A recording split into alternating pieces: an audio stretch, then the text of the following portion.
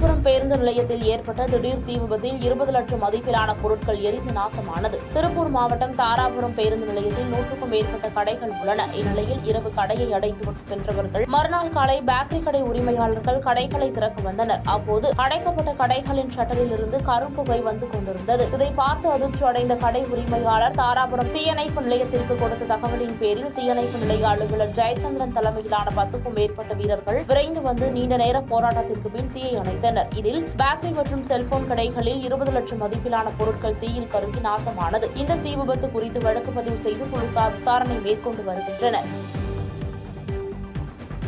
பாதகம் செய்பவரை கண்டால் நாம் பயங்கொள்ளலாகாது பாப்பா, மோதி மிதித்து விடு பாப்பா, அவர் முகத்தில் உமிழ்ந்து விடு பாப்பா. அண்மை செய்திகளை உடனுக்குடன் தெரிந்து கொள்ள இணைந்திருங்கள் இயம்நாடு தொலைக்காட்சியுடன்.